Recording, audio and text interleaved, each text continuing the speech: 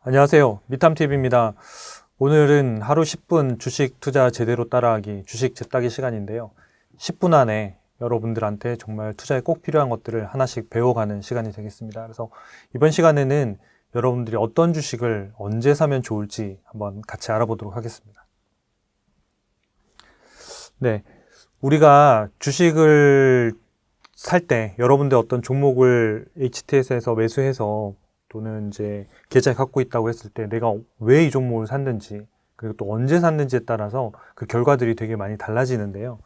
우리가 주식 투자를 결정할 때 두 가지 질문을 던져야 돼요. 첫 번째는 이 회사가 내가 투자할 만한 좋은 회사냐 아니면 부실한 기업이냐, 여기에 대한 질문이 큰 질문이 하나가 있고요. 그럼 두 번째가 그렇게 해서 골랐더니 현재 주가가 되게 비싼 수준에 있는지 아니면 싼 수준에 있는지 또는 적당한 수준에 있는지, 요 두 개의 질문을 가지고 조합해서 투자 의사 결정을 내려야 되거든요. 그래서 이거를 그림으로 좀 제가 나타내 보면 여기 우량 기업이냐 부실 기업이냐, 요거를 이제 첫 번째 질문이 되겠고요. 두 번째, 요게 저평가라는 거는 원래 이 회사가 가지고 있는 가격보다 낮게 싸게 거래되는 거를 저평가라고 하거든요. 고평가는 그 반대로 비싸게 거래되는 것. 그래서 이 두 가지를 평가하는데, 여기에서 보면 조합이 이제 네 가지 조합이 나오게 돼요. 그래서 그룹을 제가 네 가지로 나눠봤는데, 첫 번째 그룹이 우량 기업이면서 저평가.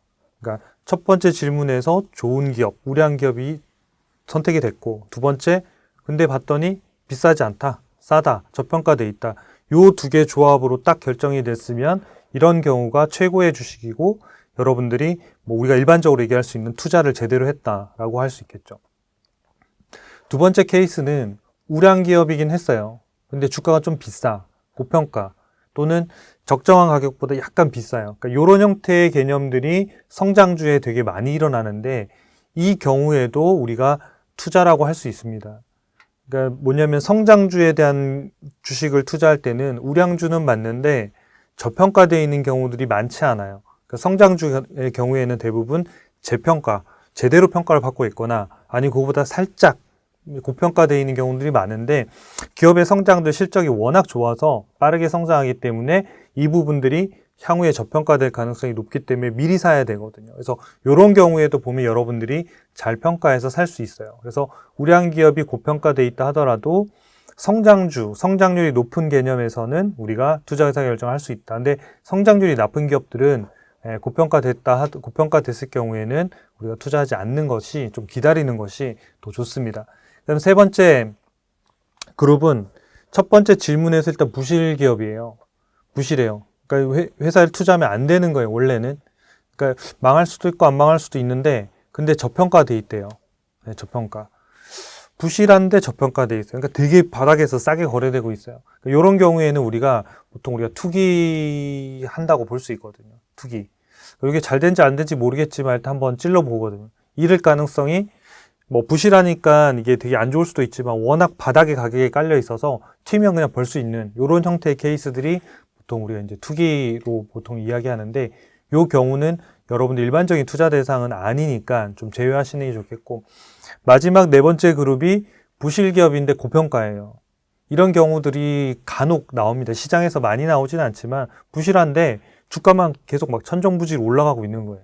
그러니까 이런 경우들이 대부분 로또라고 할 수 있어요. 로또. 그러니까 로또는 뭐냐, 거의 다 운이고, 운 좋은 사람 일부, 한 1%가 채 되지 않는 사람들이 돈을 벌고 99%가 돈을 잃게 되는 게 로또잖아요. 그러니까 이런 형태의 주식을 고르게 되면 여러분들이 돈을 잃을 확률이 99%가 된다는 거죠. 대신 1% 맞으면 되게 많이 오를 수는 있는 거죠. 우리나라 주식시장에서도 보면 이제 이런 케이스의 종목들이 장이 좀 지지부진하거나 전체적으로 안 좋을 때는 이런 부실주나 테마주들이 막 급등하거나 이런 형태들이 발생하는데, 이런 경우가 대부분 다 로또라고 보시면 되겠죠. 그래서 우리가 요 네 가지 그룹으로 나눌 수 있는데, 여러분들이 우량 기업을 일단 고르는 게 중요하다. 그러면 우량주를 판단하는 기준이 뭐냐? 한 5가지 정도로 말씀드릴 수 있는데, 요거에 대한 부분들 여러분들 이번 시간에는 짧게 말씀을 드리고, 다음번에 제가 각각의마다 좀 어떤 요소들을 가지고 또 보시면 좋을지 하나씩 말씀을 좀 드릴게요. 우리가 우량주냐 아니라고 판단할 때 첫 번째, 뭐 수익성, 수익성이라는 거는 이익을 많이 내야 된다는 거예요. 똑같은 매출을 하더라도 이익률이 좋은 기업들을 우리가 수익성이 좋다고 얘기하거든요.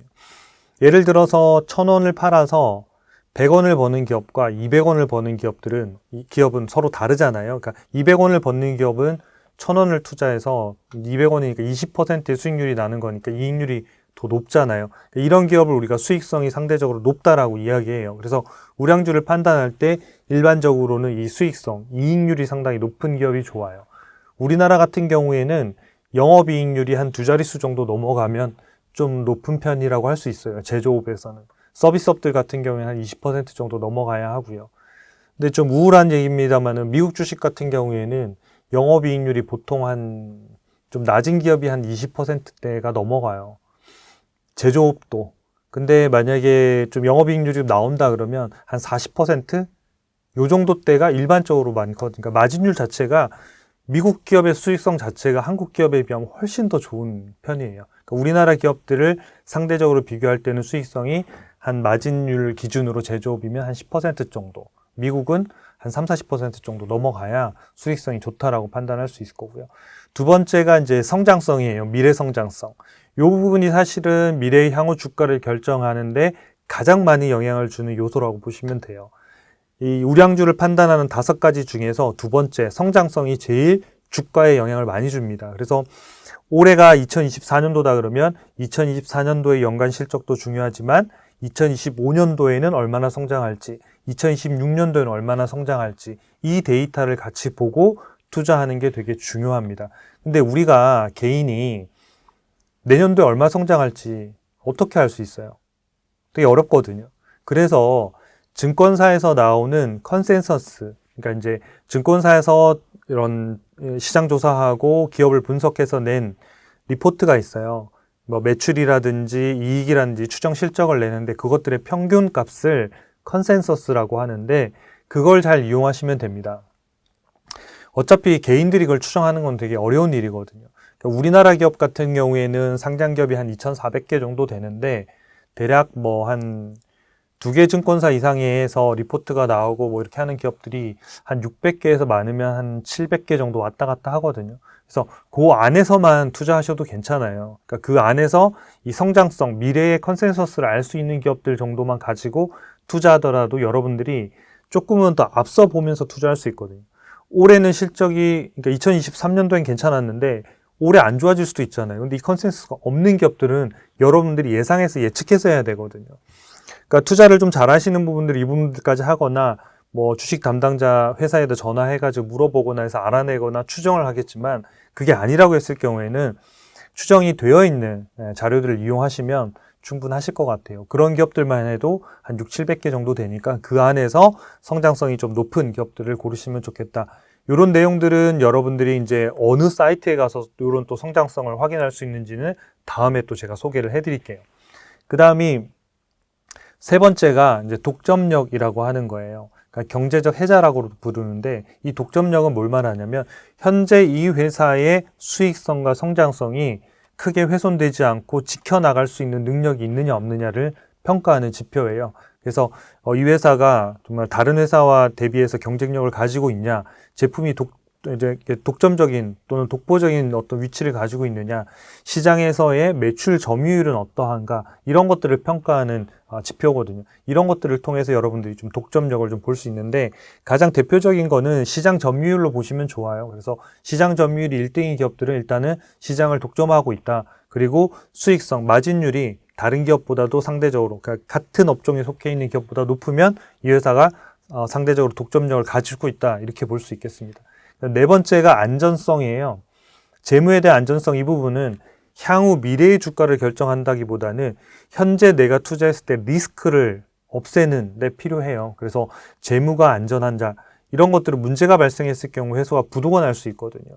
이 재무 안전성하고 다섯 번째 있는 현금 창출력, 이 현금을 얼마나 회사가 잘 만들어내고 회사가 내 현금이 잘 돌고 있는지를 체크하는 이 두 가지 지표는 회사의 여러분들의 그 주식 투자에 대한 리스크를 없애주는 요인이기 때문에 이 두 가지는 미래 주가를 결정한다기보다는 현재 내가 혹시 투자했을 때 망하면 어떡하냐, 이 주식이 갑자기 없어지면 어떡하냐에 대한 리스크를 없애주는 거예요. 그래서 이 5가지를 합쳐서 우량주를 여러분들이 판단하시면 되는데, 요 내용들도 저희가 하나씩 또 소개하도록 하겠습니다. 일단은 수익성, 그 다음에 성장성, 그 다음에 독점력, 재무에 대한 안전성과 현금을 얼마나 잘 창출하고 있는지, 요 5가지로 우량주를 판단한다. 이렇게 기억해 주시면 좋겠습니다. 네, 이것으로 오늘 주식 재따기 시간을 마치도록 하겠습니다. 감사합니다.